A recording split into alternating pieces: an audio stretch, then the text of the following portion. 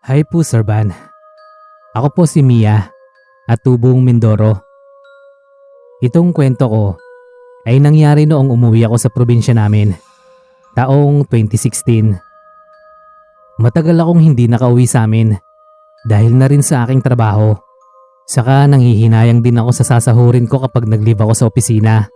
Kaya naman si nanay o di kaya si tatay na lang ang dumadalaw sa akin. That year ay nagbakasyon ako sa amin pagkatapos ng halos ilang taon pag-stay ko sa Manila. Saka ko lang din na-realize na na-miss ko pala yung lugar namin. 3 araw na ako sa amin nung naisipan kong dalawin ng puntod ng tiyuhin at tiyahin ko, pati na rin ang pamangkin ko. Wala sila nanay nung araw na yon dahil may pinuntahan silang kamag-anak sa kabilang bayan. Nasa school naman ang mga pamangkin ko, kaya wala akong mayaya para samahan ako sa sementeryo dahil nasa trabaho din ang ate ko, pati na rin yung asawa niya. Hindi naman kalayuan ang sementeryo mula sa amin.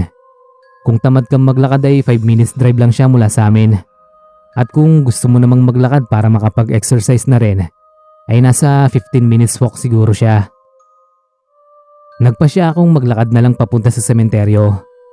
Gusto ko rin kasing makita ang mga pagbabago sa barangay namin sa loob ng ilang taon na wala ako sa amin. At habang naglalakad, ay napansin kong wala namang gaanong nagbago bukod sa mga bahay na nadadaanan ko. Itong mga dating maliliit na bahay ay malalaki na at ang iba ay may mga motor na rin. Dati kasi ay wala pang gaanong may motor sa amin, kaya nakakatuwang makita na mukhang umuunlad na ang mga tao sa amin. Maaga pa nung pumunta ako sa sementeryo. Siguro ay 8:00 pasado lang yun ng umaga, kaya hindi pa ganun kainit. Una kong pinuntahan ang puntod ng tita ko na nakalibing sa lumang sementeryo. Yung lumang sementeryo ay yung dating libingan na katabi lang naman ng bago. Madami na kasi ang nakalibing, kaya nag-expand ang lokal na pamahalaan ng bayan namin. Kalsada lang naman ang pagitan ng luma at bagong sementeryo. Pagdating ko sa puntod ng tita ko sa lumang sementeryo, ay nagulat ako kasi bukas na yon. Ibig sabihin ay inilipat ang libingan niya. Sunod kong pinuntahan ay ang libingan ng tito ko na nasa bagong sementeryo. Magkatabi ang puntod nila ng pamangking ko actually. Pero kagaya ng libingan ng tita ko, ay bukas na rin yon. Pati ang puntod ng pamangking ko na namatay ilang oras pagkatapos na maipanganak. Sa laki ng sementeryo, ay hindi ko alam kung saan ko hahanapin ang bago nilang libingan. Ilang ulit kong sinubukan na tawagin si nanay, pero out of coverage area ang palaging sagot sa akin ng operator. Tinanaw ko ang kabuuan ng bago at lumang sementeryo, at sa lawak nun ay hindi ko alam kung saan ako magsisimulang maghanap. Ilang minuto rin siguro akong nakatayo lang doon sa puntod ng tito ko, hanggang sa na-realize ko na lang na nagsisimula pala akong maglakad. Wala akong ideya kung saan ako pupunta. Basta parang may gumagabay sa akin. Nagtuloy-tuloy ako sa paglalakad. Nawala rin sa isip ko na pumunta nga pala ako roon sa sementeryo para dalawin ang tita at tito ko, saka yung pamangkin ko. Tuloy-tuloy lang ako sa paglalakad, papunta sa paahon na parte ng sementeryo. Tapos nakarating na ako sa kalsada nun, hanggang sa kusa nang tumigil sa paghakbang ang mga paa ko. Nagtaka pa ako nung una kung bakit ako napunta doon. Yung kalsada kasi na kinatatayuan ko ay yun yung daan pa uwi sa amin. Elevated yung lugar at mula roon ay tanaw ko na yung bubong ng bahay namin na nakatayo naman sa elevated din na lugar. Tapos pagtingin ko sa katapat kong musileo ay nakita ko yung 3 nicho sa loob. 2 malaki at 1 para sa baby. Tapos nung binasa ko ang mga pangalan na nakasulat sa lapida, ay nakita ko ang pangalan ng tita at tito ko na nakaukit doon. Tapos doon sa maliit ay pangalan naman ng pamangking ko. Hindi ako makapaniwala sa nakita ko. Kinilabutan din ako dahil pakiramdam ko ay ginabayan ako ng kaluluwa ng isa sa 3 nakalibing sa loob ng musileo. Nung tingnan ko ang bakal na gate ay hindi rin yun nakalak, kaya nakapasok ako. Nagtirik kaagad ako ng kandila at nagdasal na rin ako. Nagstay pa ako roon ng kalahating oras Tapos napansin kong ang lakas ng tulo ng kandila ng pamangkin ko. Naalala ko tuloy yung sabi ng matatanda na kapag daw mahina ang tulo ng kandila ay masaya raw ang patay sa kung saan man ito. At kapag mabilis naman ay nalulungkot o kaya naman ay may gustong sabihin. That moment, alam kong pamangkin ko ang nagdala sa akin doon. Naalala ko rin na ako ang nagbuhat ng maliit niyang ataol papunta sa simbahan noong ilibing namin siya ni tatay. Habang isinusulat ko ito, ay naluluha naman ako dahil sa pagkakaalala ko sa aking pamangkin. Kung nabubuhay siya ay edad 22 na sana siya ngayon. Hanggang dito na lang, Sir Van, at maraming salamat sa pagbabasa.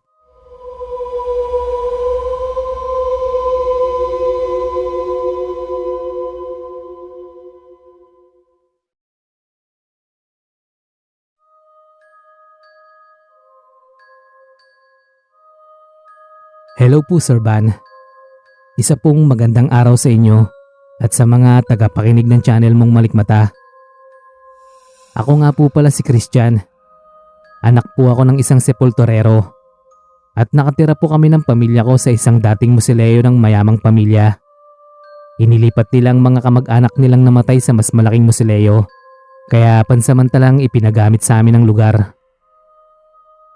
Sa sementeryo na po ako ipinanganak at doon na rin lumaki. Kaya sanay na akong napapalibutan ng hindi mabilang na mga nicho. At sanay na rin ako na nakakaramdam ng mga kakaiba dahil nga sa lugar na tinitirhan namin. Kaya hindi na ako natatakot. Sa edad ko ngayon na 21, ay tinatawanan ko na lang kapag nakakaramdam ako ng kakaiba sa paligid. Pero itong kwento na ibabahagi ko ay kakaiba kaysa sa karaniwang pagpaparamdam na naranasan ko sa buong buhay ko. Nung gabing yon ay malakas ang ulan dahil sa low pressure area. Mabuti na lang at hindi sinabayan ng hangin. Kahit papaano ay panatag kami sa musileo na tinitirhan namin. Trapal lang kasi ang takip sa mga bintana kaya mahirap kapag sumasabay ang ulan at hangin. 3 araw bago ang gabing yon ay may inilibing sa hindi kalayuan ng tirahan namin. Ang sabi ni tatay ay babae raw na wala sa katinoan dahil sa postpartum depression at nagpakamatay. Maaga kaming kumain ng hapunan para kung sakaling mawalan man ng supply ng kuryente ay hindi na kami mahihirapan. 7:00 pasado pa lang ay nakahiga na ang 3 kong kapatid sa maliit na kwartong may harang na kortinang pinagdugtong-dugtong. Si nanay naman ay gising pa kagaya ko dahil hinihintay pa namin si tatay. Inikot pa kasi niya ang sementeryo para siguraduhing sarado ang mga musileo na nasa paligid. May extension na gawa sa trapal sa labas ng musileo na tinitirhan namin, kung saan naman nakatali ang aso naming si Samba. Nasa tapat ako noon ng bintana na natatakpan ng trapal at nagkakape nang marinig kong umalulong si Samba. Yung alulong na kakaiba, tapos sinundan yun ng parang iyak niya. Hindi ko yun pinansin dahil nga sanay na ako. Si nanay naman ay pumasok sa maliit na kwarto na tanging kortina lang ang harang. Alam kong magdadasal siya dahil palagi naman yung ginagawa ni nanay kapag may nagpaparamdam sa paligid. Tuloy lang ako sa pagkape. Kachat ko noon ng girlfriend ko kaya mabilis ko ring nakalimutan yung pag-alulong ng aso namin. Maya-maya pa ay dumating na si tatay mula sa pag-iikot. Basa yung suit niyang short kaya nagbihis ka agad siya. Nagbilin din siya sa akin na ipagtimpla ko raw siya ng kape.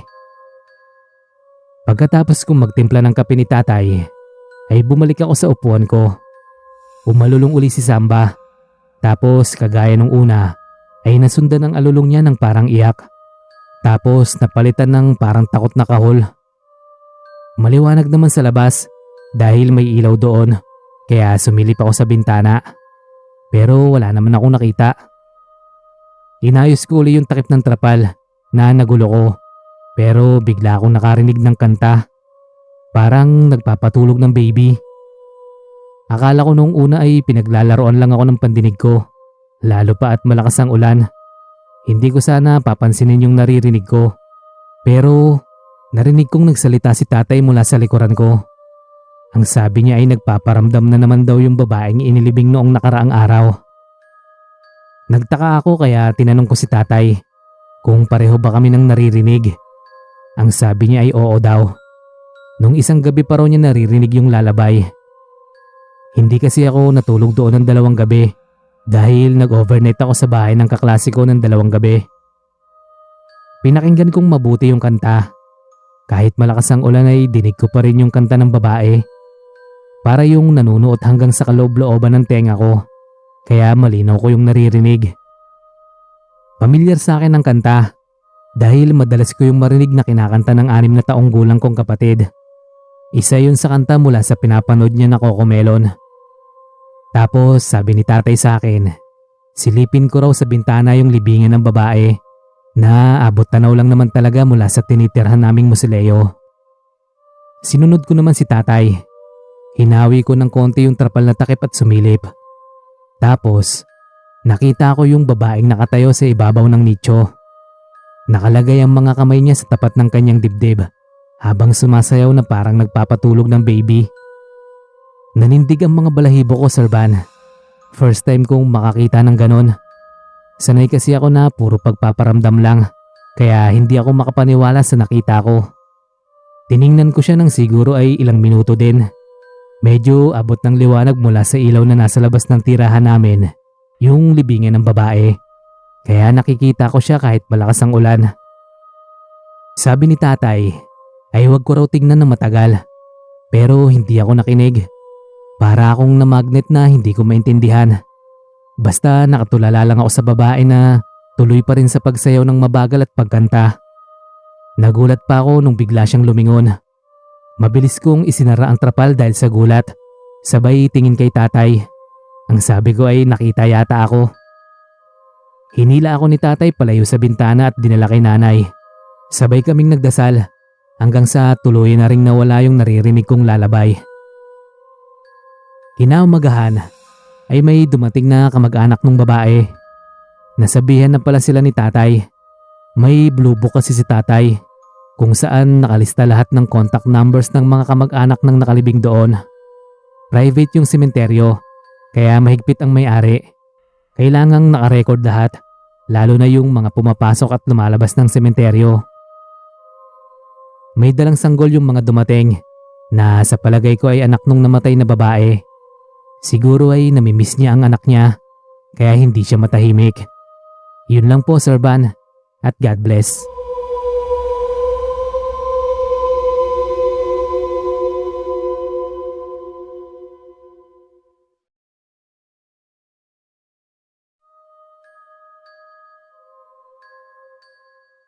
Magandang araw po, Sir Van. Ako po si Elena. At gusto ko rin po sanang magbahagi ng aking sariling karanasan sa inyo, kagaya ng iba mong tagapakinig. Sana lang ay mapili mo itong kwento ko. 1 buwan pa lang ang nakakalipas. Simula nang mamatay ng sabay sina papa at mama, pati ang 2 kong mga kapatid, dahil sa isang aksidente. Nagsimba sila noon. At hindi ako nakasama dahil may tinapos akong project sa school. Isa po kasi akong engineering student at kailangan kong matapos yun nung araw na yon dahil deadline na ng pasahan kinabukasan. Ang sabi ko kina papa ay sa last service na lang ako pupunta, kaya naiwan ako sa bahay na mag-isa. 1 oras na yata ang nakakalipas simula nung umalis sina papa at busy pa rin ako sa project ko. Napatigil lang ako nung nakarinig ako ng malakas na kalabog mula sa dirty kitchen na parang nabasag. Kaya tumayo ako at pumunta sa kusina. Nasa labas ng bahay namin yung dirty kitchen. Unlike sa iba na sarado ang dirty kitchen, yung sa amin ay open lang siya. May bubong, lababo, lutuan at cabinet na lagayan ng mga gamit na pangkusina. Pinataasan lang ni Papa yung pader namin para gawing dirty kitchen. Tapos open na yung kabilang side. Pagdating ko sa kusina, ay wala naman akong nakitang nahulog. Pero naabutan ko doon ng kulay itim na pusa. Nakaupo siya sa ibabaw ng maliit na mesang nasa gitna at nakatingin sa akin. Hindi ko alam kung bakit, pero bigla akong kinabahan dahil sa klase ng tingin ng pusa sa akin. Kinilabutan pa nga ako kasi parang may gusto siyang ipahiwatig. Kinabahan ako kaya itinaboy ko yung pusa. Binato ko pa nang nakita akong pinagkainan ng yogurt. Umalis naman yung pusa, pero bago siya tumakbo palayo ay tumingin uli siya sa akin, kaya mas lalo akong natakot. Inaamin kong paranoid ako, kaya nag-text ako kay mama. Ang sabi ko ay mag-ingat sila sa pag-uwi. Kako sabihin niya kay papa na mag-ingat sa pag-drive. May tricycle kasi kami na ginagamit naming service. Yun ang ginagamit ni papa sa paghatid sa amin sa school. Malapit lang naman ang university sa amin, kaya kayang-kaya nang i-tricycle. 11:30 na tatapos ang first service sa church namin. At kung wala namang dadaan ng iba sina papa, ay expected nang nasa bahay na sila bago pa man pumatak ang 12:00. Nakapagluto na rin ako noon. Isiningit ko na lang sa pagitan ng paggawa ko ng project. Bago mag 12:00 ay naghain na rin ako para pagdating ni na papa ay kakain na lang kami. Pumatak ang 12:00 pero hindi pa dumadating si na papa hanggang sa lumagpas na ng 20 minutes. Kaya nagtaka na ako.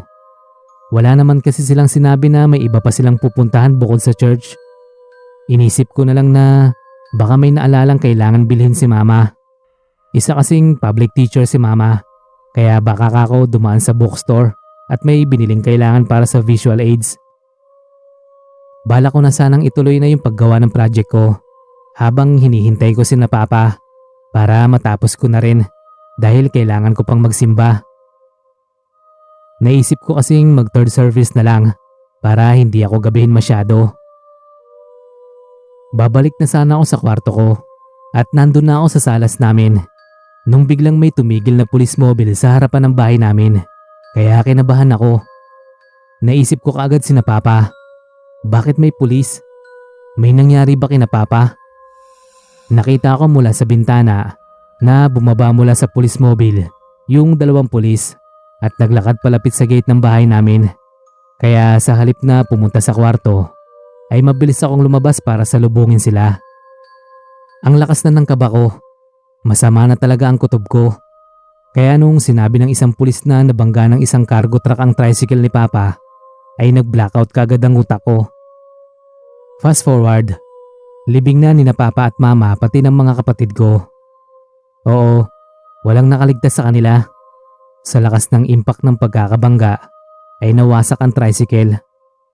Ayoko na pong ikwento ang buong detalye ng aksidente dahil masakit sa akin yung nangyari. Sana po ay wag nang questionin ng ilang listeners nyo ang desisyon ko. Move forward na lang tayo sa araw ng libing. Marami ang nakiramay at nakilibing. Hindi na rin ako halos makaiyak dahil naubos na yata simula nung araw ng aksidente hanggang sa ilang gabing lamay. Magkakatabi ang libingan ng parents ko at mga kapatid ko.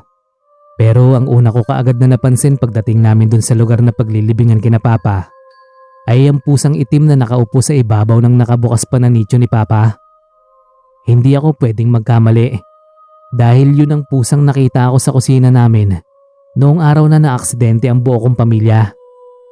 Kagaya nung una ay nakatingin ulit siya sa akin kaya natakot ako. Sa madaling sabi ay nailibing na namin ang pamilya ko. Nagpaiwan ako sa sementeryo kasi gusto ko sanang makasama pa sina papa ng ilang saglit. Ilang minuto na rin akong nakatulala lang doon sa harap ng libingan habang nag-iisip kung paano na ako ngayong wala na ang buong pamilya ko. Pero nung tumingin ako sa gawin ng nicho ni papa ay nandun pa rin yung pusa at titig na titig sa akin. Hindi ko alam kung bakit pero para kasing sagad hanggang buto yung tingin ng pusang itim sa akin. Kaya natakot ulit ako kaya umuwi ako agad. 2 days after ng libing ay bumalik ako sa sementeryo para dalawin sina papa. Lungkot na lungkot ako noon at hindi alam kung paano magsisimula o itutuloy ang buhay na wala na ang pamilya ko. May dala akong mga bulaklak at pagkain na rin. Bala ko kasi na doon na sana mag-lunch. Hindi naman mainit doon sa libingan ni papa dahil may malaking puno ng nara. Pagdating ko sa sementeryo ay nabigla ako nung maabutan ko doon yung pusang itim. At kagaya ng dati ay nakatitig uli siya sa akin. Nagsimula na talaga akong mapraning dahil sa itim na pusa na una kong nakita sa bahay. Nakapagtataka kasi kung paano siyang nakarating sa sementeryo samantalang malayo yun sa bahay namin. Tapos coincidence lang ba yung nandun siya sa araw ng libing ng pamilya ko at hindi na nga yata umalis doon.